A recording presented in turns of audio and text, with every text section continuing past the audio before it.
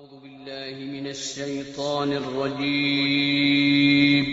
پناہ مانگتا ہوں میں اللہ کی شیطان مردود سے۔ بسم الله الرحمن الرحيم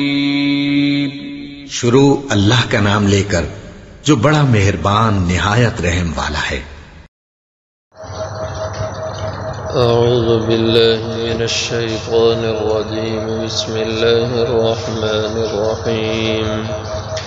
ومن يهاجر في سبيل الله يجد في الأرض مراغما كثيرا وسعة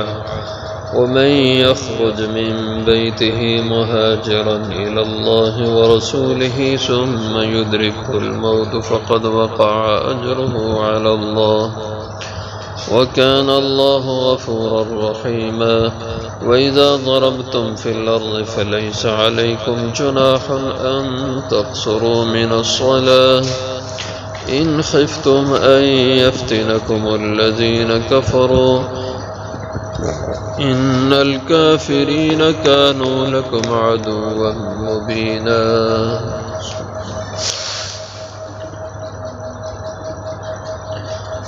ومن يهاجر في سبيل الله، اور جو کوئی ہجرت کر جائے اللہ کی راہ میں، یجد وہ پائے گا فی الارض زمین میں مراغما کثیرا ٹھہرنے کی جگہ بہت وسع وسیع۔ ومن یخرج من بیتہ، اور جو کوئی نکلے اپنے گھر سے مہاجرا الی اللہ ورسولہ، ہجرت کرتے ہوئے اللہ اور اس کے رسول کی طرف، ثم یدرکہ الموت، پھر اسے موت آ لے،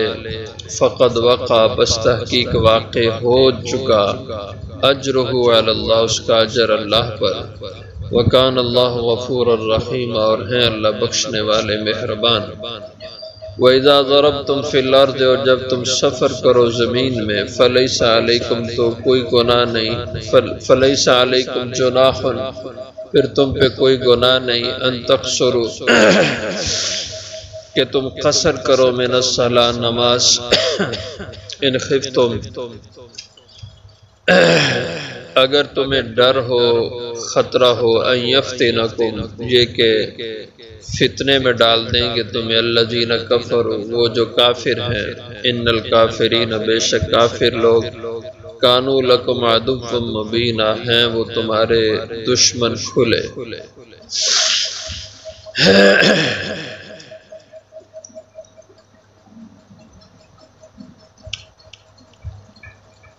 اس سے پہلے ہجرت کا بیان ہوا کہ جس آدمی کو اپنے گھر، اپنے وطن میں دین کے احکام اور فرائض پر عمل کرنے کی آزادی نہ ہو تو اسے ہجرت کرنا ضروری ہے۔ اب مزید ہجرت کا بیان ہے، اور اس میں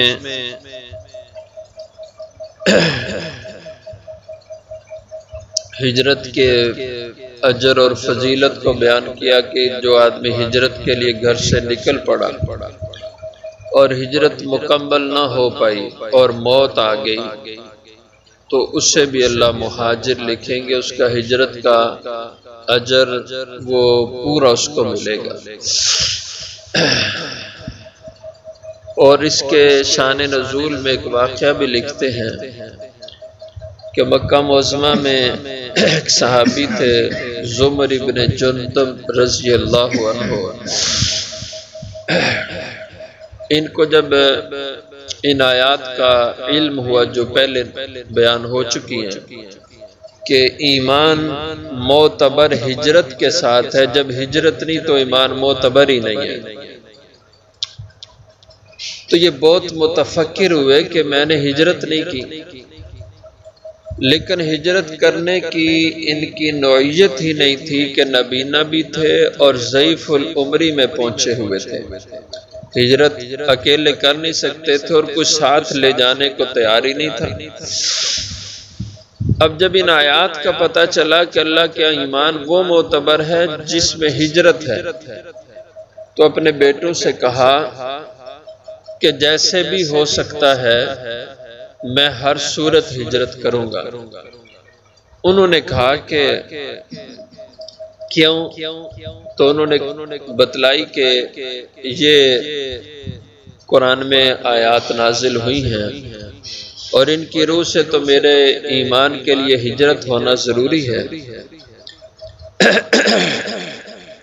تو اولاد بھی چونکہ صاحب زبان تھے تو انہوں نے کہا کہ ابا جان آپ پورا مضمون تو پڑھیں جو آپ ہمیں سنا رہے ہیں، اس میں آگے یہ بھی تو ہے نا الا المستضعفین من الرجال والنساء جو کل بیان ہوا کہ جو کمزور ہیں مرد عورتیں بچے یہ ہجرت نہیں کر سکتے تو ان پہ کوئی گناہ نہیں ہے، یہ معذور ہیں۔ تو آپ معذور ہیں اس لیے آپ پر آپ کا دین کوئی اتنی پابندی تو نہیں لگا رہا، آپ کو چھوٹ دے رہا ہے۔ تو انہوں نے کہا ٹھیک ہے میں تو معذور ہوں، تم تو معذور نہیں، تم میری چارپائی تو اٹھا سکتے ہو۔ تو انہوں نے مجبور کیا اپنے بیٹوں کو کہ تم میری چارپائی کو اٹھاؤ اور مجھے مدینہ میں پہنچاؤ۔ تو انہوں نے لاچار ہو کر بات مان لی اور چارپائی کو اٹھایا اور لے چلے مدینہ کو، اور راستے میں پہنچے تو والد کا انتقال ہو گیا۔ تو اس پہ اللہ جل شانہ نے ارشاد فرمایا کہ جو ہجرت کے لیے نکل پڑا اور اس کو پھر راستے میں موت آ گئی تو اس کا اجر واقع ہو گیا، اللہ کے ہاں یہ ماجور ہے۔ وَمَنْ يُهَاجِرْ فِي سَبِيلِ اللَّهِ، فرمایا جو کوئی ہجرت کرے اللہ کی راہ میں، يَجِدْ فِي الْأَرْضِ مُرَاغَمًا كَثِيرًا وَسَعًا، وہ اپنے مستقبل کے بارے میں اب پریشان نہیں ہو کہ میں نے گھر بار چھوڑا زمینیں چھوڑی تو آگے میرا کیا بنے گا۔ فرمایا یجد فی الارض مراغما، وہ پائے گا اللہ کی زمین میں مراغما کثیرا وسعا، بہت وسیع جگہ پائے گا، اور اس کو اللہ اس کے مواقع عطا فرمائیں گے اور اس کو گھر بار رہنے سہنے کا ساری سہولتیں اس کے لیے اللہ بنا دیں گے۔ اور اپنی زمین پہ اگر دین میں آزادی نہیں ہے تو اللہ کی بہت کھلی زمین ہے، وہاں جا کے بسے اور اپنے دین پر عمل کریں۔ وَمَنْ يَخْرُجْ مِنْ بَيْتِهِ، اور جو نکل پڑا اپنے گھر سے مہاجرًا الی اللہ، ہجرت کی نیت لے کر اللہ اور اس کے رسول کی طرف، ثم يدركه الموت، پھر اسی راہ میں اسی سفر میں اس کو موت آ گئی، فقد وقع اجرہ علی اللہ، پس تحقیق واقع ثابت ہو گیا اس کا اجر اللہ پر، اس کو پورا اجر ملے گا ہجرت کا۔ وَكَانَ اللَّهُ غَفُورًا رَحِيمًا، اور کمی کوتاہی کو اللہ تعالی معاف کرنے والے ہیں، وہ بہت مہربان ہیں۔ وَإِذَا ضَرَبْتُمْ فِي الْأَرْضِ،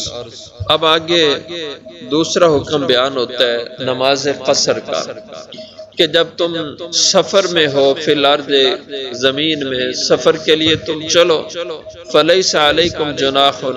تو تم پہ کوئی حرج نہیں، ان تقصروا من الصلاۃ، کہ تم نماز میں قصر کرو۔ سفر شرعی ہو تو اس صورت میں جتنی نمازیں آئیں گی وہ قصر پڑھی جائیں گی۔ امام ابو حنیفہ رحمہ اللہ فرماتے ہیں کہ قصر کرنا یہ لازمی ہے، ضروری ہے، اس لیے کہ رسول اللہ صلی اللہ علیہ وسلم سے حالت سفر میں پوری نماز کسی ایک موقع پہ بھی ثابت نہیں ہے کہ حضور نے سفر میں نماز پوری پڑھی ہو، جبکہ امام شافعی رحمہ اللہ فرماتے ہیں کہ اگر کوئی آدمی سفر میں قصر نہ بھی کرے تو اجازت ہے، وہ پوری پڑھ لے، 4 پوری پڑھ لے، 2 نہ پڑھے تو اس کے لیے اجازت ہے، اگر قصر کرے تو بھی ٹھیک ہے۔ لیکن امام صاحب رحمہ اللہ فرماتے ہیں کہ نہیں، اس کو حالت سفر میں قصر کرنا واجب ہوگا۔ اور اسی طرح جب آدمی سفر شرعی پہ ہو، اور سفر شرعی کیا ہے کہ آج کل کے جو کلومیٹر ہیں اس کے حساب سے تقریباً ایک کم 80 کلومیٹر، 78 سے کچھ اوپر، اتنا کلومیٹر کا سفر ایک طرف کا ہو، یعنی کہ آنے جانے کا شمار کیا جائے گا، ایک طرف کا سفر اگر اتنا ہو تو یہ سفر شرعی بنتا ہے۔ اس سفر میں اس کو نماز قصر کرنا ہوگی، اور کب قصر کرے اس کے بارے میں لکھا ہے کہ جو اس کے اپنے گاؤں کی آبادی ہے جہاں اس کے گاؤں کی آبادی کا آخری مکان گزر جائے تو وہاں سے اس کا سفر شری شروع ہو جائے گا، اور واپسی بھی اسی طرح اپنے مکان کی اپنے گاؤں کی آبادی کے آخری حد تک پہنچنے تک یہ قصر کر سکتا ہے۔ مثلا ہمارے ہاں اگر گجرات کی سمت سے کوئی آدمی آتا ہے تو اگر اس کو سمرالے میں نماز پڑھنا پڑے، جاتے ہوئے نیت یہ کی کہ میں نے گجرانوالا مثال کے طور پہ جانا ہے، تو گجرانوالا ہم سے سفر شری کے مسافت پہ واقع ہے، تو اب نیت وہاں کی سفر شری کی ہے۔ یہ نہ ہو کہ گھر سے پروگرام تو تھا گجرات جانے کا، اب آگے کا کوئی پتہ نہیں گجرانوالے کا پروگرام بنتا بھی ہے کہ نہیں، ذہن میں ہے کہ جانا لیکن پروگرام پکا نہیں ہے، تو گجرات تک کا پروگرام پکا ہے تو یہ سفر اس گجرات تک کے سفر میں قصر نہیں کرے گا جب تک اس کے سفر شری کا مکمل ارادہ نہ ہو۔ گھر سے سفر شری کے مسافت کا ارادہ لے کے نکلے تو پھر اس کو راستے میں قصر ہوگی، اور اسی طرح واپسی پہ بھی اپنی آبادی کے شروع ہونے سے پہلے تک یہ قصر نماز پڑھے گا، اور سنت وغیرہ اگر سفر جاری ہے تو نہ پڑھے، اور اگر آدمی کہیں ٹھہرا ہوا ہے کسی بھی مقام پہ جا کے 2 دن رہنا ہے 3 دن رہنا ہے تو اس میں اگر سنت پڑھ لے تو اجر اور ثواب ہے، وہ نفل کی حیثیت میں ہے۔ البتہ فجر کی 2 سنت اس کی حدیثوں میں بہت تاکید ہے۔ ایک روایت میں تو یوں آتا ہے کہ اگر تمہیں تلواروں کے سائے میں بھی پڑھنا پڑے تو فجر کی سنتیں نہ چھوڑنا، اس قدر اس کی تاکید ہے، اس لیے فرماتے ہیں کہ فجر کی سنت پڑھنے کا اہتمام کرو، اس سے ضرور پڑھے۔ تو فرمایا کہ تم حالت سفر میں نماز قصر کرو، ان خفتم ان یفتنکم الذین کفروا۔ یہاں سے آگے اگلی آیت تک یہ نماز خوف کا مسئلہ بیان ہوا ہے، پہلے نماز سفر کا، اب نماز خوف کا، کہ سفر میں میدان جنگ میں ہو اور محاذ پر تم ہو، اور مسلمان ایک امام کے پیچھے نماز پڑھنا چاہتے ہیں، جیسے اس زمانے میں جب قرآن نازل ہوا سب لوگوں کی خواہش ہوتی تھی کہ ہم حضور کے پیچھے نماز پڑھیں، تو ایسی صورت میں فرمایا کہ 2 جماعتیں بنا لو، ایک جماعت پہلے امام کے ساتھ آ کے صف میں کھڑی ہو جائے اور دوسری جماعت دشمن کے سامنے کھڑی ہو، اور اگر معمول کے حالات ہیں کہ دشمن بہت دور ہے اور ایسی صورت نہیں کہ اسلامی لشکر نماز میں سارا لگ جائے تو دشمن ایسے حملہ کر پائے کہ اسلامی لشکر کو اس سے نقصان ہو، پھر تو نماز پڑھ لیں، لیکن اگر ایسی صورت ہو کہ اگر نماز میں مشغول ہوں تو دشمن کے حملے کا خطرہ ہے، نقصان کا اندیشہ ہے، تو پھر 2 جماعتیں بن کے ایک محاذ پہ کھڑی ہو اور دوسری جماعت امام کے ساتھ وہ کھڑی ہو جائے اور یہ 1 رکعت امام کے ساتھ پڑھیں۔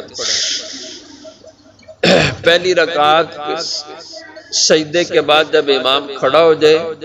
یہ صف سے نکل جائیں اور جا کے محاذ پہ دشمن کے سامنے کھڑے ہو جائیں، اور جو جماعت دشمن کے سامنے پہلے سے کھڑی ہے وہ آ کے امام کے پیچھے کھڑی ہو جائے، اور اگلی رکعت میں یہ امام کے پیچھے اپنی رکعت پڑھیں، اور تشہد میں جب امام جائے تو یہ لوگ یہاں سے چلے جائیں محاذ کی طرف،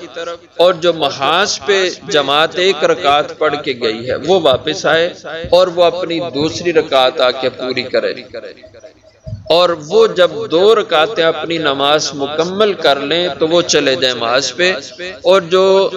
پہلی جماعت 1 رکعت امام کے ساتھ پڑھ کے چلی گئی اب وہ واپس آئے، وہ آ کر دوسری رکعت پوری کرے۔ اس طریقے سے یہ نماز خوف پڑھنے کا حکم ہے، ان خفتم،